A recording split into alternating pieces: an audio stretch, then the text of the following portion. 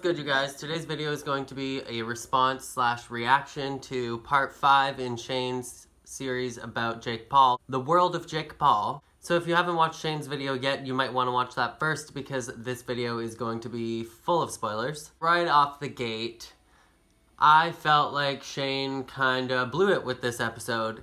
The rest of the series had like this tone of mystery and it was like suspenseful and everything, and then this episode comes along and it felt like an over glamorized episode of Cribs featuring Jake Paul. I was kind of disappointed because Shane himself put out this tweet that was like, you know what? Fuck it. For part 4, I'm going full T. No censoring, no holding back, no worrying about pissed off people texting me. You guys wanted the tea, and I'm gonna bring the whole damn kettle. Grab onto your fucking mops.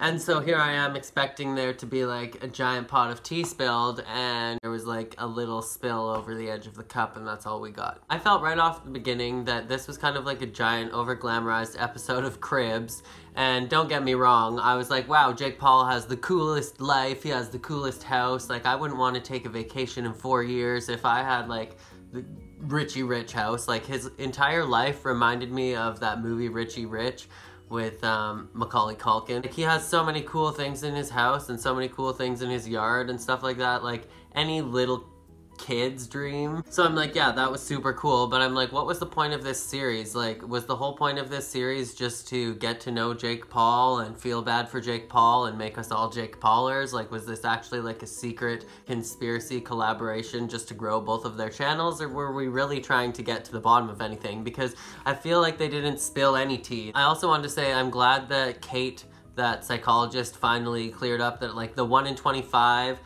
sociopaths. I'm like, yeah, I think 1 in 25 people is like manipulative and would do like crazy things to get what they want, but I'm like, I can't picture 1 in 25 people being like some psychopath serial killer. So I'm like, yeah, by all the other definition of being a sociopath, I could see that being like 1 in 25 people. But yeah, the entire beginning of this series, I'm like, oh my god, 1 in 25 people is secretly like out to kill me.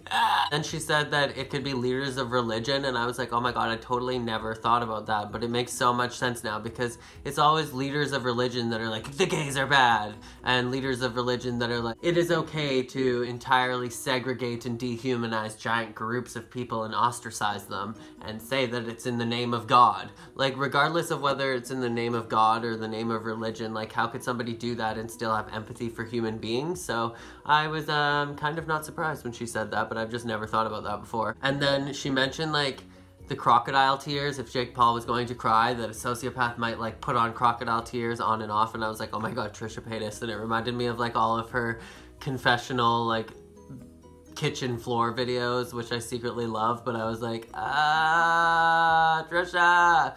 But also it reminded me of Tana Mongeau because of like the entire video that Shane did, which I don't think he literally owed her that video. I don't think that he needed to make a video and clear Tana's name after TanaCon. Like, I honestly think that she didn't deserve to have her name cleared after that. She should have had to do that herself and not like rely on somebody with a giant platform to come and be like, no, she's good, look at her cry and feel bad. Because like, I didn't cry, I didn't feel bad watching her. I felt like she was manipulative and literally was doing exactly what this Kate person says is what a sociopath would do to try and get off the hook after they did something miserable. Like, I personally have loved this entire series just because I find psychology fascinating, and I've always been fascinated with like literally every single kind of personality and every single kind of personality disorder. I'm just like people in general, and so I found this series fascinating. But then I got to this episode and I found myself like struggling just to watch it, because after like 30 minutes I was like, this is literally an episode of Cribs. Like, I don't need to see Jake Paul's closet, I don't need to see his shoe collection, I don't need to see all of this stuff. Like, let's get to the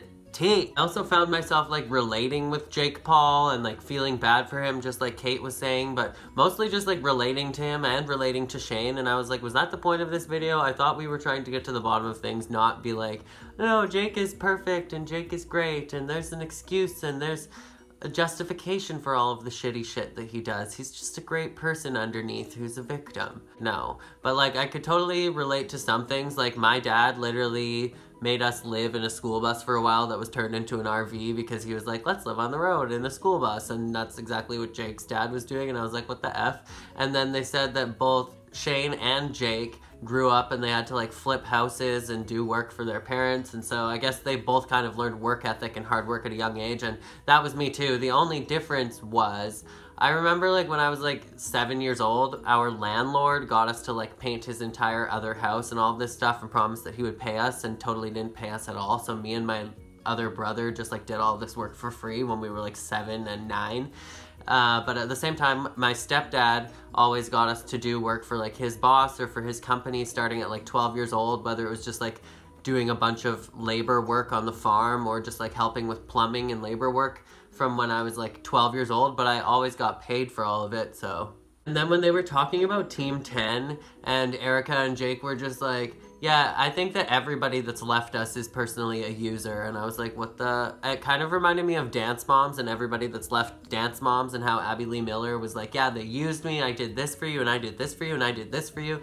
And then Erica's like, yeah, I think they used us because they think that we give them all this stuff and they think that they can have it better and move on to something better. Well, what's to say that they can't move on to something better, and what's to say that they can't have more to their lives than sitting around in Team 10 being harassed by Jake Paul and all of his friends every day? Like, wouldn't you want more for yourself as well? I don't know, I just thought that was like crazy egotistical, and it totally reminded me of Abby Lee Miller and what she did with all of these girls. Like, yes, you had to work hard to stay in Team 10, and yes, there were rewards, but Jake's like, I gave you everything. I gave you a home, I gave you fame, I gave you brand deals, I gave you money, I gave you producers, I gave you agents, and all of this stuff that's all just like materialistic shit and not stuff that's fulfilling at all. So like, yeah, if you have to work hard and the reward is only materialistic shit, of course they're not going to be motivated to work for you. What's in it for them? Like, what is in it that's literally fulfilling and inspiring to them? They literally were like, I'm working for some crazy sociopath man so that he can become a millionaire and he's rewarding me with monetary stuff. That's just like any other job, so let them move on and try to make it on their own if they want to, and maybe they'll succeed and maybe they'll fail. Whatever. I don't think that it's fair to say that they all just like were there to use them and totally just use them if they left and are trying to do something else. Like, have you seen what went on in Team 10? They were harassed like every day, and whether it was staged or not, like, who wants to go through that? Can we just talk about the rat trap guy for a minute? Like, that is like an actual psycho. He's like, I just love the adrenaline. Like, I do crazy shit like this all day. Like, I'll just wake up all day and be thinking of like putting a rat trap on my penis. Like, what? And then Shane like saying at the end like, oh my god, this all makes sense. What if Jake won't say this on camera though? Like, oh my god, this all makes sense. And I was like, was this the whole point though? Like, we're not here to justify all of his actions. I thought we were here to get to the bottom of the fact of whether he's a sociopath or not. Like, was that not what the series was all about? Like, I thought this was not supposed to be another series where we're just taking another YouTuber and justifying all of their actions and being like, oh my god, feel bad for them, subscribe to them. Like, I thought the whole point of this series was that we were going to show a YouTuber and Shane was going to decipher with a psychiatrist or psychologist whether he was a sociopath or not. I thought that was the point of this series. But that being said, this entire video I was just like, I want to be Jake Paul. So I'm like, if that was the entire intent of this video, then we've all been suckered. Like, literally, I think Shane is being kind of sociopathic in this entire series by being like, hey guys, we're going to get inside the mind of Jake Paul and see whether he's a sociopath. And then in reality, it's just like, yeah, let's show how cool Jake Paul is and that he's actually a everyday bro and that he's super great and that his life is awesome and he's got all this cool stuff and he lives a super cool life. And then they end the video with like Alyssa and Shane talking in like this little interview series, and I'm just like, okay, this literally reminds me of the Tana Mojo series, and so I think there's gonna be lots of tea in the next episode, and overall, like, this entire series so far is great to me, but just this entire episode, I was like, all I felt like he was trying to accomplish was making us like Jake Paul and making us feel bad for Jake Paul, because the entire time he just felt like he was trying to befriend Jake Paul, and I was like, why? What was the point of this? This is not what we signed up for. That was my opinion of this episode. I didn't sign up for an over-glamorized episode of Cribs for Jake Paul, but like, I low-key like want his life and want his like Richie Rich style. Like, every little boy's dream is his house. Like, your house is made of Lego? You have a giant fish tank? You have go-karts? what? That's the end of this video. As always, make sure to be weird, be wild, and stay sparkly, and I'll catch you guys in the next video. Okay, bye.